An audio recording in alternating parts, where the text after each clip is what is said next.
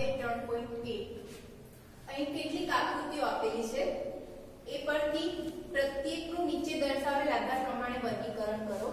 પહેલું આપેલું છે સરળ વક્ર, સેકન્ડ છે સરળ બંધ વક્ર, બહુકોણ, અંતર્મુખ બહિકોણ અને બહિર્મુખ બહુકોણ અને અંતર્મુખ બહુકોણ। તો સૌથી પહેલા તો સરળ વક્ર, સરળ બંધ વક્ર આપણે પહેલા થિયરીમાં જોઈ ગયા। તો સરળ બંધ વક્ર કોને કહેવાય કે કોઈ એક બિંદુથી પ્રારંભિક બિંદુથી ચાલુ કરીએ, પેન્સિલ ઉપાડ્યા વગર કર્વ દોરીએ અને વક્ર દોરીએ અને અંતિમ બિંદુ અને પ્રારંભિક બિંદુ બંને એક જ આવે તો એને બંધ વક્ર કહેવાય। સરળ વક્ર એટલે જે સરળ છે, સરળ બંધ વક્ર બહુકોણ કે જે ફક્ત રેખાખંડથી બનેલો હોય અને બંધ વક્ર હોય એને બહુકોણ કહેવાય। બહિર્મુખ બહુકોણ એટલે બહુકોણના બે ભાગ હતા। બહિર્મુખ એટલે જેના અંદરના ભાગમાં જ વિકર્ણ હોય એને બહિર્મુખ બહુકોણ કહેવાય અને ખૂણાના માપ કેવા હશે 180 કરતા ઓછા। અંતર્મુખ બહુકોણ કોને કહેવાય તો વિકર્ણ અથવા વિકર્ણનો કોઈ ભાગ બહુકોણના બહારના ભાગમાં હશે અને કોઈ અંતઃકોણનું માપ 180 કરતા વધારે હશે એને અંતર્મુખ બહુકોણ કહેવાય। તો એના પરથી વર્ગીકરણ જોઈએ। પહેલી આકૃતિ છે તે સરળ વક્ર છે। બીજું કે તમે ડ્રો કરવાનું સ્ટાર્ટ કરશો, ડ્રો કરવાનું સ્ટાર્ટ કરો તો જે અંતિમ બિંદુ છે એ પ્રારંભિક બિંદુ થશે, માટે સરળ બંધ વક્ર પણ છે। ફક્ત રેખાખંડોથી બનેલો છે અને સરળ બંધ વક્ર છે એટલે બહુકોણ પણ થશે। હવે બહિર્મુખ છે કે અંતર્મુખ એના માટે તમે નામ આપી દો A B C D, A B C D અને E। બિંદુ A માંથી વિકર્ણ દોરીએ તો AD એક વિકર્ણ થયો। AD વિકર્ણ એ ક્યાં છે બહુકોણના બહારના ભાગમાં એટલે કેવો બહુકોણ થશે અંતર્મુખ બહુકોણ, બરાબર। હવે સેકન્ડ આકૃતિ જોઈએ તો સૌથી પહેલા તો સરળ છે એટલે સરળ વક્ર કહેવાશે સેકન્ડમાં। પછી જે બિંદુથી સ્ટાર્ટ કરીએ પ્રારંભિક બિંદુ છે એ જ અંતિમ બિંદુ થશે એટલે સરળ બંધ વક્ર થયો। બહુકોણ એટલે ફક્ત રેખાખંડોથી બનેલો સરળ બંધ વક્ર છે એટલે બહુકોણ પણ કહેવાશે। હવે અંતર્મુખ છે કે બહિર્મુખ છે તો એના વિકર્ણ ડ્રો કરીએ।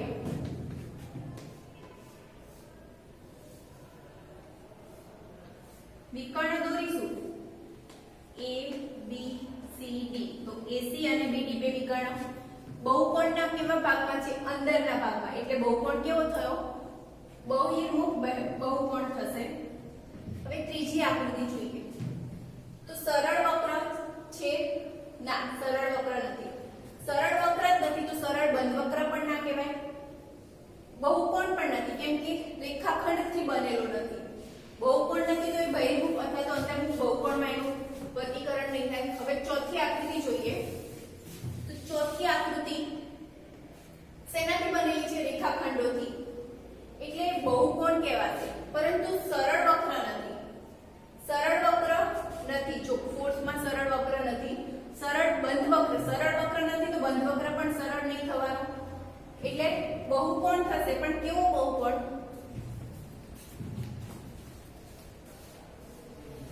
એના કોઈ પણ ક્રમિક શિરોબિંદુ લઈ લઈએ A B C D E। C ને તમે જોઈન કરો,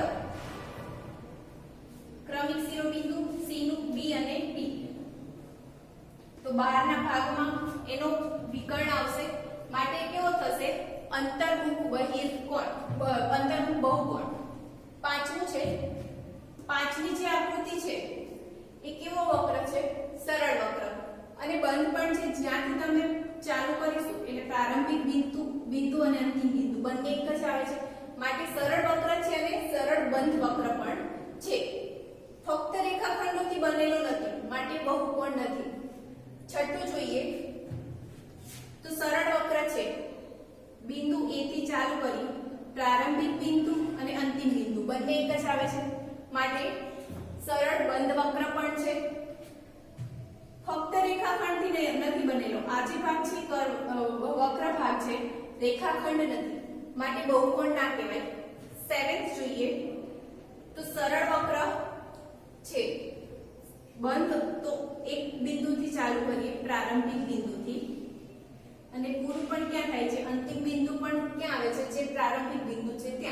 માટે બંધ વક્ર પણ છે અને સરળ વક્ર પણ છે અને સરળ બંધ વક્ર પણ છે. બીજું કે બધો દરેક બિંદુ દરેક ભાગ રેખાખંડથી બનેલો નથી માટે બહુકોણ નથી. હવે આકૃતિ નંબર 8.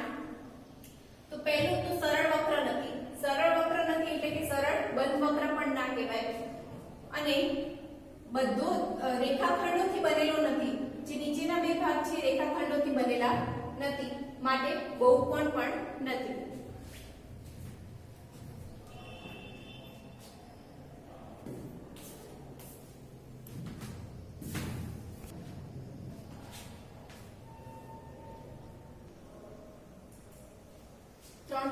દાખલા નંબર 2. નીચે દર્શાવેલ પ્રત્યેકને કેટલા વિકર્ણ છે તે જણાવો.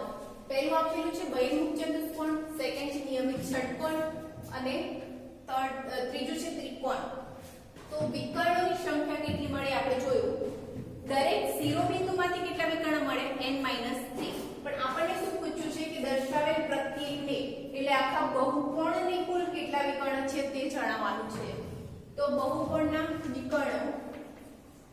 વિકર્ણની સંખ્યા એનું સૂત્ર જોયું તો આપણે વિકર્ણની સંખ્યા બરાબર શું કહ્યું n * n-1/2 - n. એને આપણે તારવ્યું તો શું લખી શકીએ n * n-3/2. બેમાંથી કોઈ પણ સૂત્રનો ઉપયોગ કરી શકો તમે. એમાં પહેલું છે બહિર્મુખ ચતુષ્કોણ. બહિર્મુખ ચતુષ્કોણ તો બહિર્મુખ ચતુષ્કોણ માટે n = કેટલા થશે 4. માટે વિકર્ણોની સંખ્યા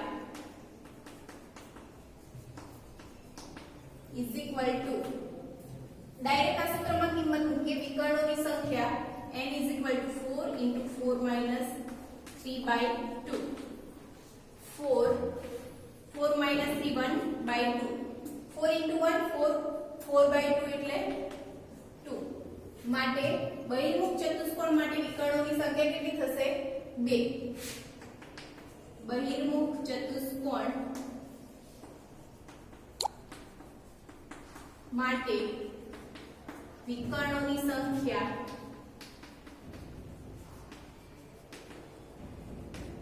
2 છે. સેકન્ડ આપેલું છે નિયમિત ષટકોણ. નિયમિત ષટકોણ તો ષટકોણ માટે n = કેટલા થશે 6. તો વિકર્ણોની સંખ્યા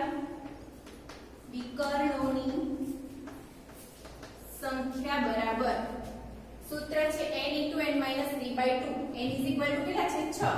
તો 6 * 6 - 3/2. 6 કૌંસમાં 6 - 3 એટલે 3/2.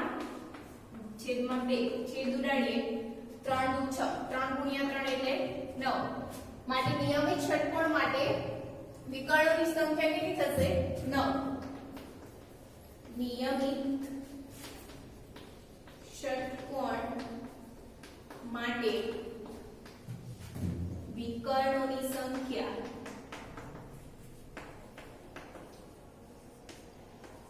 9 છે. C છે ત્રિકોણ.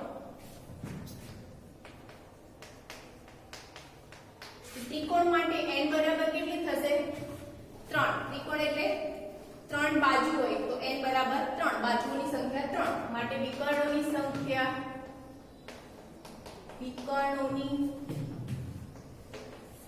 બરાબર n * n-3/2. માં n ની કિંમત મૂકો 3. તો 3 × 3 - 3/2. 3 - 3 0. 0 × 3 0 ના છેદમાં 2 એટલે જવાબ શું આવશે 0. માટે ત્રિકોણ માટે વિકર્ણોની સંખ્યા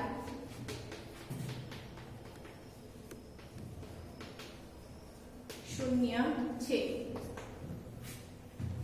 દાખલા નંબર 3. બહિર્મુખ ચતુષ્કોણના ખૂણાના માપનો સરવાળો કેટલો થાય.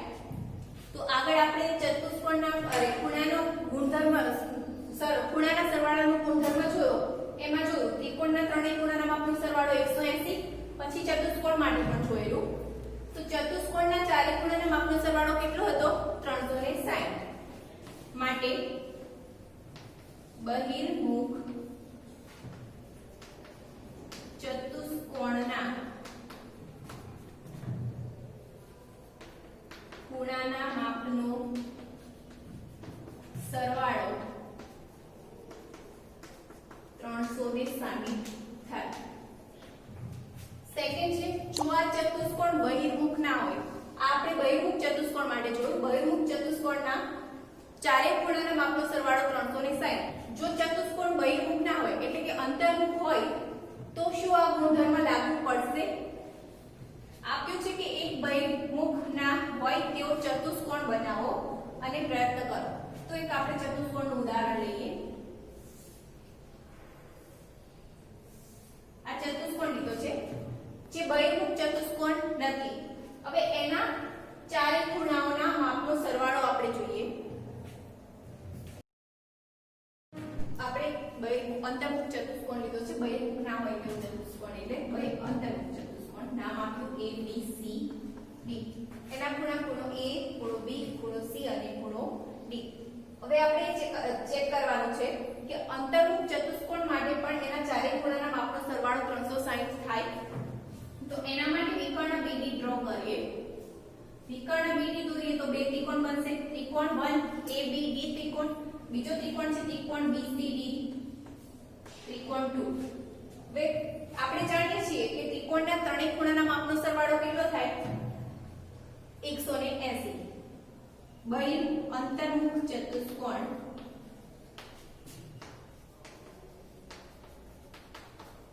ABCD લીધેલ છે. વિકર્ણ BD બે ત્રિકોણ, ત્રિકોણ ABD અને ત્રિકોણ BCD બનાવે છે. વિકર્ણથી બે ત્રિકોણ બન્યા. એક ત્રિકોણ થયો ABD, બીજો છે ત્રિકોણ BCD. હવે આપણે જાણીએ છીએ કે ત્રિકોણ 1 અને ત્રિકોણ 2 બંનેના ખૂણાના માપનો સરવાળો ત્રિકોણ 1 પ્લસ ત્રિકોણ 2. અહીં આપણે ત્રિકોણ 1 નો મતલબ લઈશું કે ત્રિકોણના ત્રણેય ખૂણાના માપનો સરવાળો પ્લસ ત્રિકોણ 2 એટલે બીજા ત્રિકોણના ત્રણેય ખૂણાના માપનો સરવાળો. તો એક ત્રિકોણના ત્રણેય ખૂણાના માપનો સરવાળો 180. એ જ રીતે કોઈ બીજો ત્રિકોણ લઈએ તો એના ત્રણેય ખૂણાના માપનો સરવાળો પણ કેટલો થવાનો? 180. તો 180 પ્લસ 180 કેટલા થશે? 360. બંને ત્રિકોણ એટલે શું છે? બંને ત્રિકોણ જોડાઈને શું બનાવે છે? ચતુષ્કોણ. જો બંને ત્રિકોણના ત્રણેય ખૂણાના માપનો સરવાળો 360 એટલે કે ચતુષ્કોણના